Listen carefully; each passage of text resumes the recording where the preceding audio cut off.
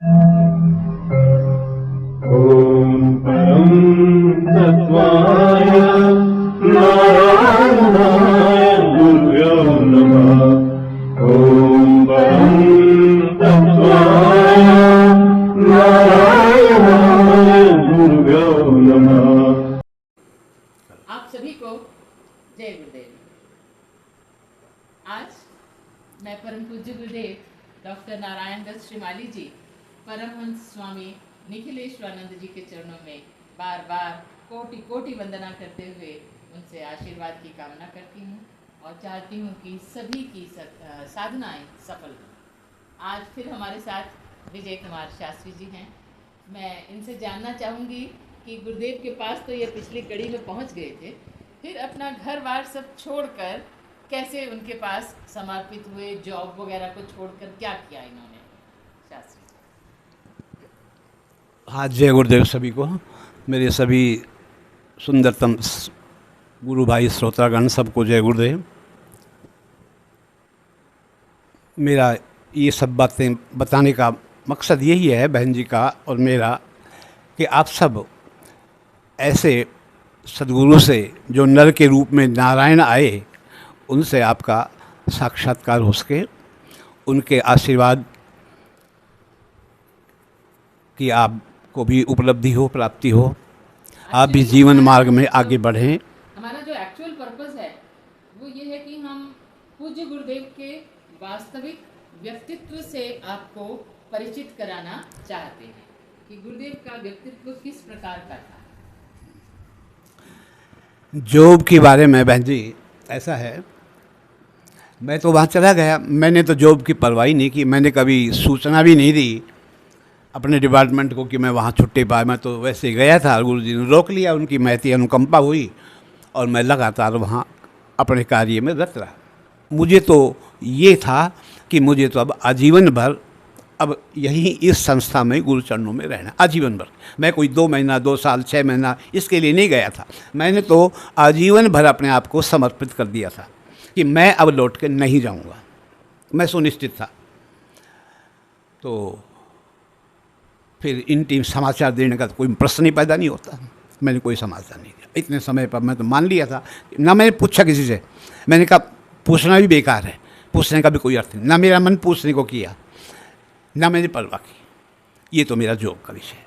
मेरे घर में परिवार था, उसको कैसे खान पान कैसे क्या ये भी मुझे नहीं पता। मैंने कभी नहीं पूछा अपनी पत्नी से कि भाई कभी होली दिवाली मिलने आते शिविर में तो कि भाई तेरा खर्च कैसे चला, मैंने कभी प्रश्न नहीं किया। मैं डरता रहा, मैं कहूँगा खर्च कैसे चला तो वो कभी पता नहीं कैसा जवाब दे कैसा नहीं दे, तो फिर मैं इस डर से मैंने प्रश्न ही नहीं किया। कभी भी मैंने प्रश्न पूछा ही नहीं, तेरा खर्च कैसे चल रहा है, दोनों बच्चों का खर्च कैसे चल रहा है, मैंने कभी ये प्रश्न ही नहीं किया।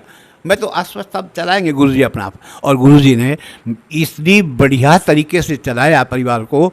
मैं जब नौकरी करता था वहाँ था तो 19 था और मेरी एब्सेंस में 21 बन के मेरे परिवार का। हाँ, अब ये पता नहीं कैसे हुआ, मुझे भी नहीं पता कैसे हुआ, ये तो मुझे भी नहीं पता कैसे हुआ, बिना पैसे कैसे काम चलता। मैंने तो डर की मारी प्रश्न पूछा ही नहीं घर में, और काम चलता रहा, उनकी कोई चिंता ही नहीं थी, वो बिल्कुल फ्री हैंड थे। गुरु ने ऐसी गुरु की कृपा ही अपने आप ही संभालते रहे, अपना आप ही खर्च काम पानी करते रहे। अब ये तो बुद्धि वाली बात हो गई, कैसे मैं तो बताने में असमर्थ हूँ। तुम्हारी चिंताओं का भार मेरे ऊपर है, मैं अपने आप तुम्हारी चिंताएं ओढ़ लूंगा, मैं अपने आप तुम्हारी जिंदगी का रास्ता बता दूंगा। आवश्यकता इस बात की है कि तुम मेरा हाथ पकड़ सको। इस अंधेरे में जब हाथ ही नहीं पकड़ोगे तो तुम डगमगा जाओगे, रास्ता बदल दोगे। फिर गुरुदेव आपके पास आते थे या आप गुरुदेव के गुरुदेव जब जोधपुर आते थे तो मुझे वो दीक्षा देने के लिए मुझे नहीं बुलाते थे, खुद मेरे पास आया करते थे। 3री मंजिल पर जोधपुर में कमरा है, तो गुरु खुद चल कर के 3री मंजिल पर सीढ़ियाँ चढ़कर आया करते थे अपने आप ही। सब शिष्य नीचे जो काम करते थे सबके मन में थे शास्त्रीगंज जा रहे हैं, शास्त्री के पास जा रहे हैं, और वहाँ जा कर के बैठते थे, कुर्सी मंगवाते थे। वहाँ छोटा सा रूम है वो, उसमें कुर्सी मंगाते थे, दीक्षा देते थे मुझे, और बहुत प्यार भरी बातें करते थे। आधा घंटा 20 मिनट मेरे पास वो लगा प्यार करके भरी बातें कौन सी आते। होती थी? प्यार भरी बातें पता नहीं ऐसी होती थी, बस पूछो मत, क्या बताऊं, तू कैसा है, तू ठीक है, तू वो है, तो वो है, यही बातें करते थे। हाँ, वो तेरी ऐसे तेरी लगता तेरी है कि पूजा, अपने पति हाँ बैठा हुआ तेरी है। पूजा ठीक चल रही है, कोई विघ्न तो नहीं है, कोई बाधा तो नहीं है, हैं, भूखा तो नहीं रहता है, वो तो यही बातें होती थी। और दीक्षा दे करके मुझे वहाँ से आशीर्वाद दे करके बड़े प्यार से चले आते थे। उनके आने पर मैं इतना बाग बाग हो जाया करता था कि मेरा रोम रोम खिल उठता था। मैं तो उसी नशे में पता नहीं क्या करता, मैं तो मंत्र जप करना वगैरह भूल जाया करता था, और उसी नशे में मेरा रात दिन बीत जाता, मुझे पता ही नहीं लगता था। जिस दिन वो आते थे 2 दिन तो मेरी वो खुमारी उतरती नहीं थी। भाई साहब यहाँ तो ऐसी जिनकी ना हर भूख, जो है उन्हीं की याद में गुजार हाँ, रहे हैं। ना भूख थी, ना प्यास थी, ना नींद थी, ऐसी खुमारी रहती थी, अश्रुधारा बहती बहती रहती थी। बिल्कुल ठीक। ऐसी कृपा हुआ करती। तो वो मेरे पास खुद परमात्मा एक अकिंचन से प्राणी के पास चल ऊपर मिलने के लिए आते थे। 3 मंजिल पर चढ़कर, सीढ़ियाँ चढ़कर, कितना बड़ा आश्चर्य था। इससे बड़ा क्या कहूँ मैं, इससे सौभाग्य कहूँ या मैं और कुछ कहूँ, इससे बड़ी कृपा क्या होगी? कृपा क्या, खुद परमात्मा चलता था और मेरा ध्यान, और मैं निष्ठा से कार्य करता था। कोई मर गया, कोई जिंदा है, कुछ भी है, भूखा है, प्यासा है, जैसे भी है, बीमार है, मैंने कभी सोचा ही नहीं। मैंने तो क्या सोचा, ये सारी बातें, मैं शब्द का जहाँ प्रयोग कर रहा हूँ वो सद्गुरुदेव निखिलेश्वरानंद जी की कृपा का फल होता है। उन्होंने ही मेरा मस्तिष्क ऐसा कर दिया, चिंता मुक्त कर दिया, और मैं बहुत बढ़िया तरीके से, पूरी स्पीड से, पूरे आवेग से मंत्र जप करता था उनके चरणों में बैठकर, उस कुटिया में बैठकर। आपने एक बार मुझे बताया था कि आप अपना सब कुछ लेकर गुरुदेव के चरणों में पहुंचे थे और आपने उसमें से 10,000 रुपये भाभी को दे दिए थे। तो गुरुदेव ने आपको फिर वापस भेजा था कि तू सारा नहीं लेकर आया। ये वाली स्टोरी सबको बताइए, ये क्या हुआ? ये ऐसा था, मेरे दिमाग में तो ऐसा उद्वेग था, ऐसा जोश था कि मैं अपने गर्दन भी काट के 1000 चरणों में अर्पण कर दूं, और पूरे परिवार की कर दूं। बस मुझे कोई चाह ही नहीं थी संसार की, कोई चाह नहीं, बस एक गुरु मिल गया, ठीक है, एक चाह वही थी, अब तू आ तो ठीक है, वरना मेरा जीवन का कोई उद्देश्य नहीं था मेरा। मैं इतना बोझिल, इतना पीड़ित, क्या कहूँ, इतना वो था मैं। तो मैंने ये किया कि जब समुद्र में कूदना है तो गुरुजी कहते थे खाली हाथ कूदना है, खाली हाथ ही कूदना है तुम्हें, कुछ रख करके अपनी बुद्धि से ये भी खातर है, मैं 2 साल 15 दिन बाहर रहूँगा, ये वो खर्च चला लेगी, ये वो चला लेगी, ये वो चला लेगी, ये चिंता, मैं कहा इस समस्या को भी मैं निपटा कर जाऊँगा। तो मेरे बैंक में 2-3 अकाउंट थे, उनमें थे जो भी कुछ था मेरे पास, वो सारे 2-3 बैंक तुमको सबको निकाल करके मैंने बिल्कुल 0 बैलेंस पे रखकर सब कुछ खत्म कर। मैंने ये सारी पोर्टली बना के करीब ये 1 लाख के करीब बने थे सारे। हाँ, उस समय 1 लाख हाँ, रुपया बहुत होता। उस समय 1 लाख के करीब ये सारे मिला मिलूकर, उसके बाद मेरे पास 0 बैलेंस था, 0 बैलेंस था। तो रख दिए थे 10,000 मैंने। तो गुरुजी बोले वापस ले जा। मेरे मन में दे दी ना, कमी है, कोई ना कोई अपना आप दे दी, वो तो बातों में दे देते हैं, वो तो कहना थोड़ी पड़ता है उनको तो इशारा ही समझ लिया, उन्होंने कह दिया नहीं नहीं नहीं नहीं, उस अंदाज में पता नहीं वो कुछ कह देते हैं, वो समझ जाता है, वो जाने या वो जाने। जयप्रकाश गाया करता है ना, वो जाने या वो जाने, मेरे गुरुवर की बातें मैं जानूँ या वो जाने, तो वो बात है, वो तो वो जाने और मैं जानूँ। मेरे मन में डाल दी। मैंने कहा वो गड़बड़ करके आया, तू साफ नहीं करके आया, तू अपनी बुद्धि का इस्तेमाल करके आया कि 10,000 में घर को खर्च चलता रहेगा। मैंने कहा, फिर मैं आया और अपनी सारी पोर्टली बनाई, वो सब कुछ देख लिया, अगर मैं 1 पैसा भी नहीं है, 1 पैसा भी नहीं है, अच्छा, सारा ले गए? सारी पोर्टलीज बना करके मैं कहा चलो अब इनको भी ले गया। अच्छा, मैं कहा चलो तुम सारे, और मैं कहा तू इसको दे दिया मैंने कहा तू ये ले और गुरु चरणों में तेरे हाथ से अर्पण कर दे तू। अच्छा, भाभी को साथ ले गए? हाँ, साथ ले गया, इसने अर्पण कर दिया। गुरु जी बहुत प्रसन्न, उनकी उस समय प्रसन्नता की कोई पराकाष्ठा नहीं थी। मेरे मन में ऐसा है, उनका ये था कि बच्चे ने सब कुछ सोचते, इसके घर में 1 पैसा भी नहीं है, ये उनको पता था, कुछ भी नहीं था। ये तो छोटी सी बात, पर मेरे मन की बात है। मैंने कहा गुरुजी आ गए, इसने वो पोटली रख दी। गुरुजी खिलखिलाए, हंसे, आशीर्वाद दिया, और मैं तो बहुत ज़्यादा भाव विभोर ही होता रहा हूँ गुरु चरणों में। जब भी उनका स्पर्श मिला है, उनके दर्शन मिले हैं, मेरे तो नैन स्वतः ही फूट पड़ते हैं अपने आप ही। इतना आशीर्वाद दिया मानो सारा जहान दे दिया हो, सारा जहान लुटा दिया हो। थपथपाया पीठ और वो पोटली इसके हाथ से मैंने दबाई, तो इसने गुरु जी की गोद में चरणों में रख दी। गुरु जी ने कहा क्या लेकर आई है, तो फिर गुरु जी ने अपना आप ही उठाया, देखा, अपनी गोद में रख ली। ये तो घर की पोजीशन। उसके बाद फिर मैंने पलट कर नहीं देखा कैसे काम चला, कैसे चलाया। आपको बाद में भाभी ने बताया तो होगा कैसे गुजारा ये चला? इसने भी नहीं पता, इसने कोई जिक्र ही नहीं किया कभी, आज तक जिक्र नहीं किया कभी उस समय का कि कैसे काम चला। आज तक कभी जिक्र ही नहीं किया। नहीं, पता नहीं, मुंह में सील लगा दी दोनों की, ना पूछना है ना उन्हें बताना है। और खूब बढ़िया चला मेरे से 21, मेरे समय से 21। अब आते हैं आपकी जॉब पर। फिर गुरुजी के जाने के बाद आप रिटायर हो गए कैसे? गुरु जी के वहाँ मैं रहा 98 तक, 94 से। गुरु जी ने मेरे को बुलाया 1 महीने पहले। 3 जुलाई को गुरु जी सिद्धाश्रम गए थे, मुझे 2 जून को बुलाया गुरु जी ने। पहले डॉक्टरी था, गले आया दोपहर में, बोले गुरु जी तेरे को बुला रहे हैं, शास्त्री आपको बुला रहे हैं। मैं गया दोपहर में, गया, गुरु जी बोले भोजन कर लिया, ठीक है, सब ठीक है। उस समय गुरु जी की तबीयत बड़ी नाजुक स्थिति में गुजर रहे थे, कम बोलते थे, कुछ एक शब्द निकलते थे। 1 जून को बुलाया? 2 जून को बुलाया मुझे, और कैलाश जी बैठे थे वहाँ उनके पास, और गुरु जी बैठे, दोनों बैठे थे। गुरु जी कैलाश जी से बोले, कैलाश ये शास्त्री है। कैलाश जी बोले हाँ गुरु जी मैं जानता हूँ इनको, बहुत कर्मठ हैं। गुरु जी बोले उनको, इसने मेरी बहुत सेवा की है, यूँ कहूँ सबसे अधिक सेवा की है तो कोई अतिशयोक्ति नहीं है। इसने बहुत, अपनी भाषा में बोले वो, उनका भाव ये था, इसने शास्त्री ने मेरी बहुत ज़्यादा सेवा की है, इसको तुझे संभाल के रखना है। कैलाश आवाज़ उनकी निकल नहीं रही थी लड़खड़ाते शब्दों से, इसको तुझे बहुत अच्छी तरह प्यार से रखना है। गुरुजी जैसी आपकी आज्ञा, हाँ रखूँगा, ठीक है। ये बातें तो कैलाश जी से हुई। फिर मेरे से बोले, शास्त्री बैठ रहे। फिर उन्होंने मुझे लिटा दिया कैलाश जी के सामने, लिटा दिया, और फिर मेरे वक्ष स्थल पर पूरे पाँव रखा, आंखें बंद की, ऐसे बैठे हुए थे। आप कभी खोल लेते थे कभी बंद, ऐसे को रख करके मेरे यहाँ वही दबाना, वही क्रिया करते रहे।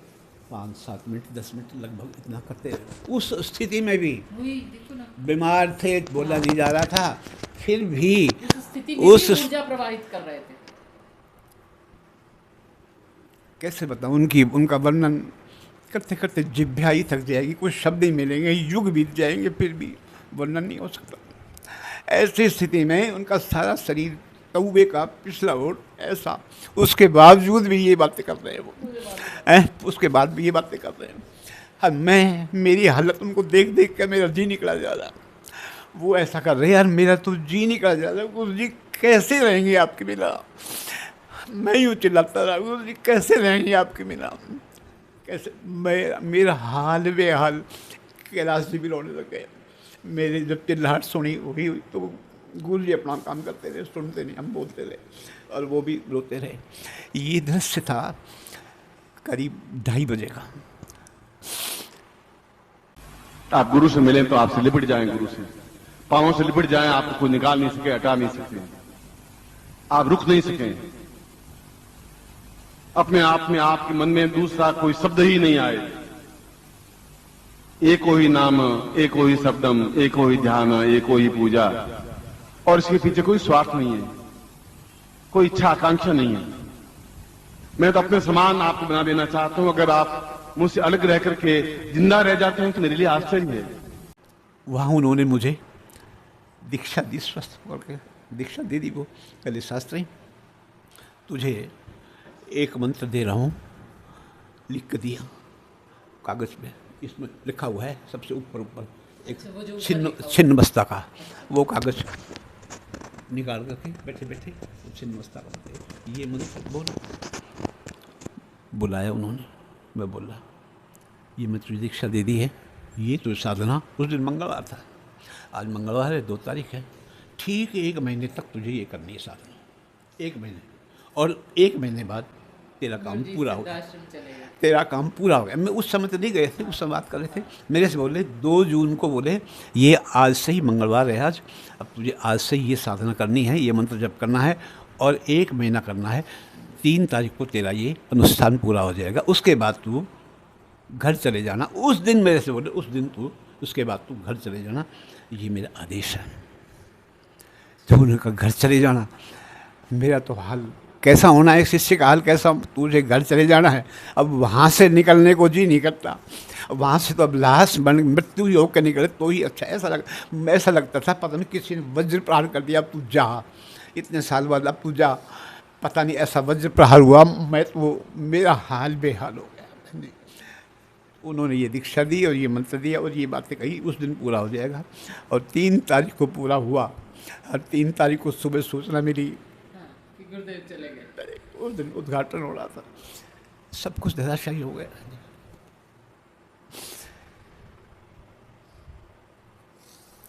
ऐसी मेरे इस जीवन की ये घटना है नौकरी की। उसके बाद मैं, उनका आदेश था, उनको पालन करना ही है, कह दिया उन्हें हर हाल में जाना है, तुझे अब चले जाना, तेरा काम पूरा हो गया।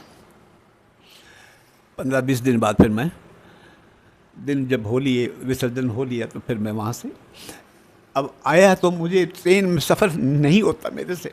सब ट्रेन में सफ़र करूँ, हंसते हंसते उतरूँ, भाग जाऊँ, ट्रेन में ऐसा मेरा उच्चाटन लग गया, मुझे सबकी दुर्गंध आने लगी, बदबू आने लगी, हर व्यक्ति बैठा पास, मेरे से रहा नहीं गया, मैं उतरूँ चढ़ूँ, मेरा दिमाग बुचप्पा हो गया, मैं पता नहीं कहाँ शेर के मुंह में जा रहा हूँ, जाकर तुझे पिंजरे में खा जाएंगे शेर, ऐसी मेरी स्थिति हो गई बहन जी। उस समय की स्थिति को मैं बयान नहीं करता, वो सफ़र ट्रेन का किस तरह से घटा मैंने, ये तो मेरे गुरु जी जानते हैं या मैं जानता हूँ। ये इनके इन प्रकार ने मुझे आना था। ये शनिवार को मैं आ रहा, शनिवार को मैं शाम को पहुँच गया। अब फिर आ गया तो फिर सामान्य हुआ। मैंने पूछा कहाँ है मेरी नौकरी, कैसी है, इससे पहले मैंने कभी कुछ पता नहीं किया था। मैं पता किया दूसरे मेरे साथियों से, उन्होंने कहा तेरा तो 1 महीना पहले ट्रांसफ़र कर दिया यहाँ से महेंद्रगढ़ है, महेंद्रगढ़ के पास गांव है, वहाँ कर दिया ट्रांसफ़र, मेरा ट्रांसफ़र कर दिया। जब गया, यहाँ से गया था मंदी से रहा, तब तक यहीं रहा। आने से 1 महीना पहले मेरा 5.5 साल बाद मेरा यहाँ से ट्रांसफ़र कर दिया, वहाँ कर दिया। देखिए, मतलब आप ऑन रोल 20 की घटना बताऊँ। हाँ। 20 की घटना, DPI आया, वो तो एब्सेंट है, इन्होंने समाचार भेजा एब्सेंट है, तो DPI आया। 5.5 साल हाँ बहुत समय होता है। हाँ, तो बीच में आ रही है वो, साल 6 महीने में DPI महोदय आए, डायरेक्टर चंडीगढ़ से, और मेरा सारा करके वो लापता है। हाँ, मैं तो कह रही थी हाँ absconding कर हाँ, देंगे वो लोग। मुझे तो लापता घोषित कर दिया कि इसका जो भी बकाया बनता है दे दो, लापता है तो चले गए। और वहाँ से अब सस्पेंशन भेजना था, जो भी भेजना, टर्मिनेशन भेजना था, वहाँ जाके भेजना था। वहाँ जाके कुछ नहीं भेजा, कुछ भेजा ही नहीं उन्होंने। पता नहीं गुरु जी ने बुला दिया, क्या किया, बुला दिया, कुछ भी नहीं आया। अब मैं ऑन रोल चलता रहा, नो वर्क नो पे, लेकिन कंटिन्यूटी मेरी जॉब बनी रही थी। जो बनी रही, 5.5 साल में भी जो बनी रही। शनिवार को आया बहन जी, शनिवार को आया, इतवार को मैंने पता किया रोड गोली कहाँ है, तो मेरा ट्रांसफ़र वहाँ कर दिया गया था महेंद्रगढ़ के पास। मैं कहा भाई अब चलना, ट्रांसफ़र वहाँ हुए, 15 दिन हो गए थे वहाँ हुए ट्रांसफ़र मेरा। मैं गया और जाते ही मैंने ज्वाइनिंग लिखी, ज्वाइन कर लिया। ज्वाइनिंग भी हो गई। ज्वाइन कर लिया, उनके पास तो ट्रांसफ़र का ऑर्डर आ गया था, तो उनको ज्वाइन कराना था। हैं, तो उन्होंने जाते ही ज्वाइन करा दिया। किसी ने ये नहीं पूछा कहाँ था, क्यों, उनको तो पता ही नहीं ना। नहीं, वो तो अगर आप पहले हाँ, वाले स्टेशन पर ही रहते हाँ, तो बहुत एक्सप्लेनेशन तो होती। हाँ, तो वहाँ जाके मैंने ज्वाइन कर दिया अपना काम, जैसे चलता है आम फिर चलता है, रूटीन शुरू हो गया। रूटीन शुरू हो गया, रूटीन शुरू हो गया। 6 महीने बाद ही मेरा प्रमोशन हुआ लेक्चरर, अपने आप ही। लोग पूछते तेरा प्रमोशन कैसे हो गया, तूने केस तो नहीं भेजा, अप्रोच तो नहीं लगाई। अभी मेरी अप्रोच तो ये है, कोई अप्रोच नहीं, उससे जानकारी है, उससे लेकिन 6 महीने बाद ही मेरा प्रमोशन होगा। 17 साल मैंने प्रमोशन लेक्चर के पद में काम किया, उसके बाद मेरा फिर प्रमोशन हुआ, मैं लेक्चर ना वो प्रिंसिपल बन गया, अपना काम करता, रिटायरमेंट हो गया 4 साल बाद। ये मेरी लाइफ, ये मेरी नौकरी है। आज तक किसी ने ये नहीं पूछा कहाँ था, क्यों था, क्या था, कुछ नहीं। वो 5.5 साल दबा दिया वो। गायब हो गई। बताओ इससे बड़ा चमत्कार, इससे बड़ा सदगुरुदेव की और कृपा वो भी और आप देखो क्या होगी। गवर्नमेंट सर्विस में, प्रत्यक्ष स्टेट गवर्नमेंट सर्विस में आज पेंशन ले रहा हूँ आराम से। अच्छा, पेंशन में भी कोई दिक्कत नहीं आई? कहीं कोई, मैंने कहा कोई दिक्कत नहीं आई, किसी ने यही नहीं पूछा क्यों, कहाँ, किस लिए, कोई भी आज तक। ये सदगुरुदेव जी की कृपा नहीं तो और उन्हीं की क्या है, कृपा और क्या है? बताइए इससे अधिक ज्वलंत उदाहरण क्या होगा। क्या है? इसलिए मेरे प्रिय बंधुओं, मेरे श्रोतागणों, आपसे मेरी करबद्ध प्रार्थना है, यदि आपके अंदर ईश्वर प्राप्ति की ललक है, बहुत पक्की ललक है, तो आप सदगुरुदेव योगीराज निखिलेश्वरानंद जी के चरण कमलों में आप समर्पित हो जाएं। सिद्धाश्रम में हैं वो, लेकिन मैं यूँ कहूँ प्रत्यक्ष जब थे धरातल पर, उससे 1000 गुना अधिक शक्ति अब इस समय चल प्रभावित रहा है। हो रही है। इसमें कोई भी संशय नहीं है। संशय ये है कि आपके अंदर समर्पण, श्रद्धा, विश्वास यदि है तो मैं गारंटी से कहता हूँ कि आप अपने लक्ष्य में पूर्ण रूप से सफलता को प्राप्त करेंगे ही करेंगे। कोई भी संशय है ही नहीं। ईश्वर क्या, खुदा भी कोई रोक ही नहीं सकता। तो गुरु बंधन तो अब से जकड़ा हुआ रहे, गुरु हमारे हृदय में रहे, रक्त के कण कण में रहे, रक्त का कण भी बाहर निकले तो वह गुरु शब्द उच्चारण करता रहे। ऐसा एक मैं आपको, संगीता जी ने मुझे ये सौभाग्य दिया है आपको बताने के लिए, अपने एक्सपीरियंस साझा करने के लिए, ताकि आप कुछ समझ सकें। इसलिए मुझे ये सौभाग्य मैं समझता हूँ, संगीता जी के माध्यम से मेरे घर में गुरु आए हैं, इन्होंने ही मुझे कहा है कि तू ऐसा बोल, ऐसा बोल। नहीं, मेरी जिब्या कहाँ मैं इन बखान कर सकूँ ऐसे उच्चतम कोटि को। आपका बड़प्पन है। है। और बाकी शास्त्री जी, आप तो इतने स्तर पर हैं, आपको तो ये समझ ही जाना चाहिए कि कोई भी गुरु कार्य ऐसा नहीं है जो आप स्वयं कर सकें, वही कर रहे होते हैं। वही करते हो। हमारी तो क्या ही औकात, कुछ कि हम भी यहाँ औकात नहीं है। पहुँचें और कोई कार्य करें। बिल्कुल। ये सब प्रेरणा उनकी ही होती है, बिल्कुल। और वही इस कार्य को कर रहे हैं। बिल्कुल उनकी कृपा होती है। तो आप सभी यदि अध्यात्म प्रेमी हैं तो आप सदगुरुदेव जी के चरणों में बैठ कर के, उनके चित्र के आगे बैठ कर आप 5 बजे से 6 बजे तक आप प्रार्थना करें, आपको अनुभव मिलेगा। यदि आप सत्यता से, निष्पक्षता से, बिल्कुल प्रेम से, विश्वस्त भाव से, तल्लीनता से, समर्पित भाव से आप ऐसा करेंगे तो मैं कहता हूँ गारंटी से आपको आपकी आशाओं से दूर तक सफलता मिलेगी। आप एहसास करेंगे कि हाँ, मैंने ईश्वर देखा है। आप कह सकेंगे मैंने नर के रूप में नारायण देखा है, भले ही फोटो के रूप में। और मैं उसी स्थान पर बोल रहा हूँ जहाँ पर गोविंद पादाचार्य बोल रहे थे, भगवान शंकर को सुना करके बोल रहा हूँ। 2 टूक शब्दों में बोल रहा हूँ, क्योंकि मैं उनका ही अपने आप में एक अंश हूँ, तेजस्विता हूँ। मैं जो कुछ बोल रहा हूँ भगवान शंकर स्वयं बोल रहे हैं। इसमें खुद दौरा किसी दिन समझने में तुम्हारे आएगी, और कभी समझ में आए, मैं नहीं समझ सकता तुम्हारे कब समझ में आएगी। निश्चित रूप से मैं सदगुरुदेव जी के चरण कमलों में बैठकर आपके सुंदरतम भाग्य की कामना करता हूँ। आपके सारे कार्य परिपूर्ण हो, आप अध्यात्म पथ पर सुंदरतम गति से गतिशील हो। ये एक सुंदरतम परखा हुआ प्रैक्टिकल मार्ग है, इसमें कोई भी संशय है ही नहीं, किंचित मात्र भी। आप निर्विघ्न हो, निर्बाध गति से आप इसमें चले, बशर्ते कि ये पात्रता हो। गारंटी से कहता हूँ मैंने अपने जीवन को प्रैक्टिकल देखा है, प्रैक्टिकल मैंने लोगों पे किया है, तो मैं ये बातें कह रहा हूँ। इसके साथ ही हम आप सभी को जय गुरुदेव कहते हैं। जय गुरुदेव, सभी को जय गुरुदेव।